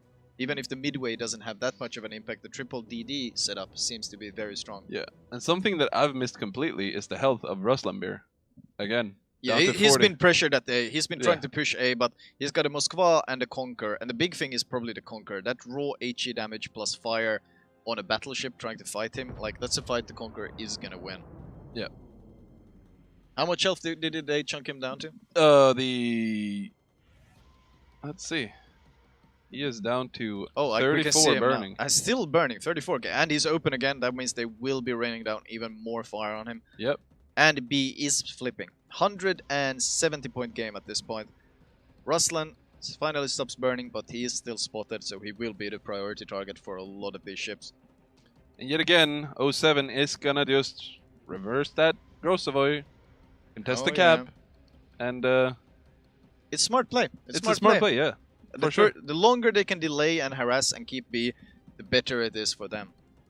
I'm trying to keep an eye on Ruslan in the background there, so Yeah, I mean, looking at the health pools though, look at the health pools. yeah. WarGaming2W house use is the only one who's taken any sort of damage, whereas on 07's side, both the Montanas are very chunked, Yep. and the Des Moines is down to 31k health as well. Yeah, there was some connections earlier as well. So the Des Moines of 07, Timmy G, is not super healthy either. But 07 is paying a lot of health for this. Yeah, they are gaining points and they are gaining a lead, but it cannot be denied that they are paying for it with health. Oh, and Ashwell. Ashwell Yep. gets radared and big hits on Ashwell. Oh my, that Grossovoy is just nailing him. That is of course the advanced firepower advantage the Grossovoy has over the gearing. He can help out when the radar is popped to give additional firepower, and Ashwell gets chunked down to 5k health, and he's forced to abandon B again. We're almost at a 200-point lead for 07 at this point. They have been playing this very well, this calm, clinical style. Get a lead, hold on to the lead, make the enemy bleed whenever they try to contest it. It's been very solid, like standard but very solid play, and I like it. Yeah. Masero is creeping up on C though, and he's got a Hindenburg with him. And the idea here is no doubt to get a flanking fire going, which will open up B for the team. Yeah, and it looks like Ruslan Bear, that was under such pressure earlier, has managed to peel off Oh, and fairly he's far healing. north. He is healing. Yeah. That is the problem, of course, with fire damage. Fire damage is considered light damage, and light damage can be healed by 100% by the heal, which means Ruslan Bear, well, you just saw him heal from, what, 34k to 50k, and the next heal he pops is going to be back up to almost 70k. So, the fact that they didn't manage to secure the kill means he's going to come back and he's going to be an even angrier bear. Oh, he gets chunked though, never mind, down to 43k. The Conqueror is still harassing him. There's AP coming out on the Conqueror, but it doesn't do much, and the HE return. That is the nasty part, isn't it? Yeah, Ruslan Bear is still under pressure from the Moscow and the Conqueror. And B is, once again, Wargaming Pay to Win keeps trying to go for this B capture. Hausius and Masaru are trying to get this angle. The idea behind this angle, for those wondering, is that if they radar B now, he's able to punish the Des Moines from this angle. And the idea is to act as a deterrent, so that Des Moines can't just push up and radar, or he will get punished. He is pushing up anyway, though, if we look from the 07 perspective here. Is Masaru is about to push out of that angle. It is still a 20k shot. Yeah, but he's focusing on the Grossovo in front of him. He's shooting the Grossovo in the smoke. Yeah, and the Des Moines here of 07 and the Grossovo. Oh, strike! We got a strike coming in. Switching quickly to Masaru's point of view. A strike was coming in on Masaru, but the Hindenburg, I think, popped defensive AA, and the strike does pull back. Hausius is paying for it. He's paying for it in health, though. Because now he got spotted when he popped that defensive AA. And the torpedoes are about to be spotted. They are both nose in towards them, and Hausius basically has a torp shield the size of a Montana. Oh, there he goes. Yeah, look, he's hiding right behind the Montana. He's got the perfect armor against these torps. The problem is they're actually shooting past him. Oh, but the Grossovo gets spotted against Masaru at 10 km. Uh-oh. Uh-oh, this might be painful. This might be nasty. We're waiting for the reload. Masaru is turning broadside. The carrier planes are back. The carrier planes are back. There's no defensive AA this time. Where's the strafe? There's no fighters. He will get them off, but the AP goes off as well. Oh, good night. Maybe or not. That was not. That was 2 hits. Only 2 hits. 2 overpens. And the torps are dropped, but the drop is, well, it's not going to be a threat. The drop is not going to be a threat. He slows down and he dodges the torps. In the meanwhile, though, look at the points. 240 point lead for 07. We are 6 minutes 30 seconds left. Wargaming Pay to Win needs to make it happen. Yep. They really need to make it happen. And the health pools, they are not looking nearly as good as earlier. Hausius down to 10k health, Gearing down to 5k health. Masaru does have a ton of health. The problem is they're ignoring him and just punishing the Hindenburg instead. Yeah.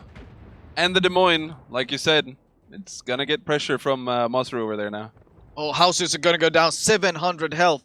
He is absolutely going to go down, and that is a early, well, the first kill. That is actually the first kill of the game, and it goes to 07. Once again, wasn't Des Moines the first kill as well, the last game? Yep. But this time, 07's positioning looks so much better. Oh, there's AP out on the Grossovo again, though. That battleship AP. Oh, it goes just wide. It goes just high. The second volley. Oh, it brackets him. I cannot believe it. And the Grossovo lives. He lives to get away from the situation. AP bombs coming in. On the Gearing? That is interesting. The planes do get shot down. And C will fall. B is also being capped right now. 5 minutes left, but they have stopped 07 from getting any points. And if you look at the positions of 07, they're all pulled back to their spawn. Yeah. And like you said, the Des Moines of 07 is under pressure now. Yeah, Moskva. Look at this Moskva flank. He's radaring the Grossovo and he's radaring Des Moines. He is being shot from range, but still the pressure they are putting on 07 is absolutely massive. Wargaming Pay to Win is pushing every flank at the same time, and they're collapsing all of these hold safe positions that they had. Kamikaze Sushi is so low though. 8k health. He no doubt has a Conqueror heal, but he needs to live long enough to use it. Oh, never mind. No, the torps are dodged. They do get undetected. Conqueror, I assume he's undetected. He's literally just parked behind the island. He's waiting for his heal. That's what he's doing. He's waiting for his heal to get up. The Hindenburg pushing the flank as well as expected. Des Moines pushes the gear. Oh, this turn right here. This turn from the Des Moines of 07. Oh, the AP. There's AP coming in from Des Moines of Des Moines. Oh, no. That push, though. I understand he was desperate because of the Moskva on his flank, but Yeah. oh no. That is a huge kill, and Wargaming Pay to Win is holding every single cap. In fact, if you switch back, look at the minimap, look at the control they have. They have pushed up to all the islands. Yeah. They're parked at the island here, here, and here, and here. They have all full map control, absolute total map dominance, every single cap. Hakuryu kills a Grozovo in the smoke as well. This is falling apart for 07. They traded so much health, I think? Or Yeah. maybe they just don't know how to deal with the Wargaming Pay to Win push, because when they push, it's not one or two ships, it's the entire team pushing as one and just running over all those defensive positions. If we look at this right here, from 07. Oh, he's flooding. Look at Maser. Maser is flooding. Yeah, he's... He does have his heal countering it, but that flood isn't going to kill him before damage con comes... Oh, damage con does Yeah. come up. But these two ships from 07, the Hindenburg and the Montana, fairly healthy. And I just... That, like... AP. That should be... Oh, barely lives. Barely lives. But look at the points. Wargaming Pay to Win has already managed to clinch back the lead. Even if the Montana dies, which it probably will, even if it dies, I mean, they need to push the caps. Yeah. Now. And what I'm... it's weird. Like, Wargaming Pay to Win did that, like...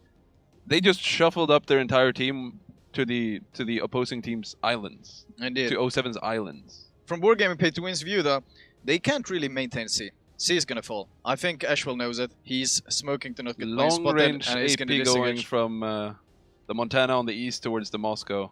Oh, the Moscow is kind of stationary. He is reversing. Oh, that could be dangerous. We can see the shells in the air.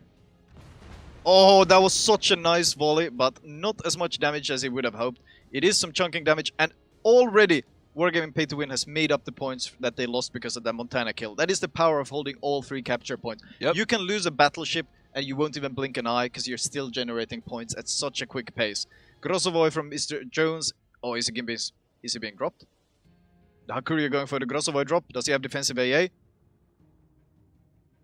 He's so fast, he should be able to dodge this. Oh yeah, he should be able to dodge this without any issues. So that, but the the shells? No, he gets undetected and he gets away. No, 07 has to push now. There's 2 minutes left. If they get enough kills, it's still possible for them to win this. Yeah. The problem is, look at the Conqueror. The Conqueror we saw at 8k health. He's back up to 38k. He just been hiding behind the island Just and waiting conquer for the things. kill. Yeah. New ship, please. Ching. But Caliber is almost full HP. Ruslan Bear is also quite healthy. The problem is, how do they push through this gap without being crossfired? They don't. Next question. I'm ready.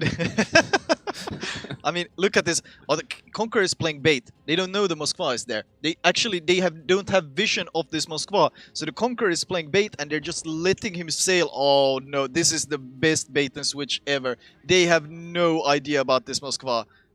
They have absolutely no idea. Conqueror is reversing, pulling him into the death. Oh no. Oh no. This is gonna be brutal. Hindenburg still has no idea. He's angling, so I think he has an inkling of what's going on. Oh, he's angling to launch the torpedoes on the... Oh, and there we go. He was launching the torps on the Conqueror, but now he's giving full broadside. He might be able to torp him as well, though. Moskva will struggle to get citadels at this distance because the shell velocity is so high, but the Conqueror apparently Conqueror will not. has no such problems. Indeed. And he is down to 8k health. He did get the torps off on the Moskva, though. 960 points. Moskva eats a torp, but Yeah. this should be a trade. Oh, never mind. Battleship AP from Montana, potentially. Hindenburg is still alive. Second volley of torps. He does go down. But it's gonna be a trade. 13 seconds left. 60 points. 960 40 points left. 8, 7, 6, 5. 4. Oh, Hinden is gonna go 3. down as well. Hinden is gonna go down before it ends, maybe. Oh. Oh no! 4 HP! Oh wow. Oh wow. I mean, this was an example of... This was 07's map. And this was an example of them having a really good game plan, a really good strategy. We push every single cap. They knew how to play every single cap. They got early advantages. They got an early 200-point lead. They even secured the first kill. They knew exactly how to play it. But Wargaming Pay to Win. They are so good at adapting. They realize, okay, this slow pushing style doesn't work. we need to make something happen. Every single ship on their team, even the low HP ships, all of them push together. And this finely tuned tactic 07 had, these great positions, all of this, it all collapsed. It got crossfired, it got shot, and they just got pushed back. And that was a great example of how to push as a team and against defensive positions and how to just overwhelm the enemy. That was beautiful game in my opinion. That was really well played by Wargaming Pay to Win. Yep, for sure. What does Casterdesk have to say about that? That offensive, that blitzkrieg. I have to say, in the beginning, it looked like the first time that 07 managed to put their Grozavoys to work when it comes to the cap pressure. I agree, yeah. And it looked like a little bit like Wargaming Pay to Win struggled, but they were actually just positioning themselves in a way that they can push all of the caps at the same time and basically create like a front line. They're just pushing up north and well executed. I have to say that Wargaming Pay to Win throughout this entire tournament was just convincing. They made the right moves when they needed to hit something. They hit it really, really hard. So it's from a team play perspective, but also from a individual player perspective, just really well executed. I feel that they really deserve it. And also we have an answer to Midway versus Hakuryu. What is probably the better pick? Yeah, it's gonna be Hakuryu. I mean, I'm sorry, I didn't see the Midway pressure ever. No. The problem for me is that I understand how the Midway tries to work, using the planes to deal some additional damage, but they lost out on the spotting, and they never actually managed to pull off a drop. And if you lose a Grozavoy to the Hakuryu drop, then something went wrong. Because that shouldn't be the case if you go for full air superiority with Grozavoys and with the Midway. So I'm not sure. I'm not sold on that idea, but at least it was interesting to see it on that level, how it compares with the two very, very decent CV players. How it, what are the pros, what are the cons, and just Wargaming Pay to Win had the better answer when it comes to setup and maps, how to use it. I was really impressed by the coordinated push they managed to do on all the caps and the way that they basically took all of Wargaming, all of 07's positions just from them. They had all the island cover they wanted. They could push when they wanted. They had the Moskva ambush set up. That was an amazing push to watch. I think we probably could have used a couple more cameras and a couple more screens to see all of the different pushes happening. It was impossible to keep track of everything. Even with how we're doing it right now, with us being able to just what is he watching? Instead of having to not only guess what the teams are doing, the team you can't see, but also guess what your co-caster is doing. Indeed. But now I can just but we miss so many things. It's impossible. When you have a team like this one, literally pushes all fronts, 8 ships at once going in. It's impossible to track at all. But I mean, just as you said, Wargaming Pay to Win this weekend, extremely convincing. The amount of mistakes they have made can be counted on one hand, and they have been usually not even significant ones. They have just been throughout very solid and very convincing, and absolutely, I would say, deserving of King of the Sea title. So did you already send an application or the process? I'm writing it on my phone right now. So I'm just waiting for the camera to go off. I've actually seen in chat already people offering. So okay. Nice. if you want to jump from the sinking ship, I think there's an option like a lifeline dangling off the back of the boat. No, but congratulations, Wargaming Pay to Win. They are now officially King of the Sea of the Atlantic. They've beaten the best of the NA server. They've beaten the best of the EU server. We will have to see if we can maybe arrange a sneaky show match to see if we can't have a match with the Russian server to see if they can take on what they've got as well. Last server clash we saw with them was the Russians, they know how to worship. So that would be interesting. We'll see what we can make happen. Yes, thank you very much for everyone tuning in. Lots and lots of people. Very exciting games. I hope you guys had a great day. We've had a great day. I mean, we've literally just been sitting here, right, scribbling notes and watching. We have this big screen just under the camera that you can't see, where we've got their live view and we've got the live commentary. So it's been a load of fun. We do still have 1 or 2 administrative things to do. So first of all, if you have entered a prediction in one of our prediction campaigns, I will be announcing all the winners. So I will be drawing the lucky winners from among the correct picks on Tuesday, because I will be taking a day off tomorrow due to it's Sunday, it's 10:15, so I deserve it. Sorry, you have to wait for your bonus code. But on Tuesday, you will get it. We do still have to pick Flamu's favorite meme. Oh god. Can I get some time for that? Can I like announce it on Twitter or Discord or something later? We could just. I'm asking our beautiful video team. Can we just run the memes and pick it? Oh god, maybe, Maybe just give me a thumbs up or down. Otherwise, we'll just pick it. Yes, we can do it. So we'll just talk for 2-3 minutes, and then you have to put live on the spot. They set that up, man. Yeah. Oh, no. It's See, I can't possibly pick that one after the midway fiasco. So you can, wow. You can make a choice. Otherwise, give us some feedback, guys. Let the tournament organizers know how good of a job they did. Let us know how potato our stream was and how much I killed your microphones, your headphones with my small microphone. Small well, you just error. if you want attention, just ask for it. Yes, yes. But do let us know. I think it is safe to say that we will be doing more of these kind of events with the amazing reaction we've had from you, who are a great community, for a game that is so small scale when it comes to the competitive scene. I think it's really, really great to see the amount of support.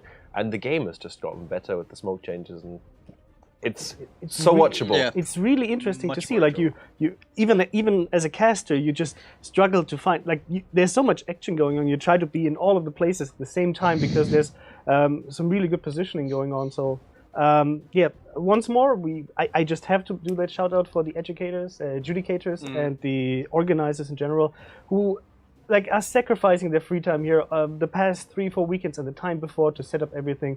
For them, it was also a change to have it arranged in this manner and to give us the exact times. And it's a best of 3, best of 3, best of 5. And what happens if a team wins 2-0? What happens if it's there's a lot of things changing. So a big shout out and thank you very much. Yeah. And thanks also to the casters. Yes. I think there was Thanks to the casters, Thanks for having especially. Special thanks to the casters. special Wow, thanks. excellent work. Excellent work. So Flamu, have you do you we need you to pick, right? Guys, if you don't know, we issued this challenge late last night over some beers. So it's a sneaky many bonus beers. code. And my Discord got egged onto this, and oh god, they took it with open arms. I think the one with the Flambass eating the torp and that look is... I do like this one. Yeah. There's a lot of really funny ones. I thought some of the really funny ones were, but I guess they got censored on the way in. Yeah, we had to pre-filter a bit because memes, they sometimes go too far, at least from what we can show here. See, those are the kind of memes I could Twitch. show on my stream, but on this stream, Yeah, I think you should probably once you're back at home, you should just probably start the next stream with the meme carousel. Oh god, please no. Just rotate it through. See that? No, I don't want that kind of thing on my stream. You can do it, as an intro, and then you just go to the bathroom or something and just wait for it to be over. Yeah, no, but I think, if you have any feedback, just let us know. Also, if you like what you saw, please drop a follow on our twitch.tv/World of Warships channel or on Flamu's channel or whatever channel you've been watching. Twitch.tv/isolator here is pretty good as well. Yes, exactly. That guy's an asshole, though. Yeah, Wait. No idea what he's doing. But I have to say, he's a good boy when it comes to having a beer in the evening. Yes, but he sucks at casting. Yeah. That's a pretty relevant meme, that right? Yeah, maybe we can arrange sending you a French keyboard for your home stream. Please no. I love that one. So yeah, I think we're going to wrap it up here. After you announce the official winner. Decision time. Decision time. Wait, I'm gonna see if it pops up in here. I'm waiting for it to see if it pops up in here. Giving it some time. Imagine this is how many they managed to do in one night. That is creepy. That is absolutely creepy. I just love strangers. Wait, why is the same ones coming up again? I don't know. We're gonna have to complain to the stream team. Yeah. What is the production team doing? Actually, I want to give a shout out to the production team. Can we Yes. actually have our production team just come and just wave? Come on. Come on, guys. Yeah, I know you know that this is one thing, guys. The production people hate being on the camera. But we're going to force at least one of them. At least one of them. One will happily show up. One will have to be here, and we need him in full screen. And do I have the hat somewhere? No, do we have the hat? No hat? It's over there. It's over there. Ah, here we go. Oh, nice. So if you wonder, like, who He's the sound guy. Every worship stream guy. that I'm we the have, video guy. he's everything. He's our Juan of all trades. Wonderful place. So yeah, thank you guys very much. It was a pleasure having you here. I picked the one where I'm in a costume. I like that. The one where I'm in suit. Okay. Oh, okay. If you're not entirely sure which one So this is it is, the Mr. Flamu will Worldwide? tweet. Yeah, Mr. Worldwide. Mr. That's the one. Worldwide. Mr. I like Worldwide, that one. okay. Mr. Mr. Worldwide. Flamu is going to send out a tweet confirming this, and do send him or us your address details so we can send you the bonus code. Yeah, the bonus code will give you what? Turpitz Atlanta, 5k dubs, 30 days premium. Yeah, we something. didn't want to talk about that, but it's fine. Yeah, okay. Let me put it this way: it's a nice one. Yes, it's a good card. It's a Yeah, it's the Juicy. wargaming pay to win, you know, sorry. of the bonus codes. Yes. indeed. Okay, well, I think that wraps it up for us for today. Thank you very much for tuning in, and stay tuned for the next tournament coming soon, TM. 2 TM. Goodbye. Toodles. Goodbye. Oh.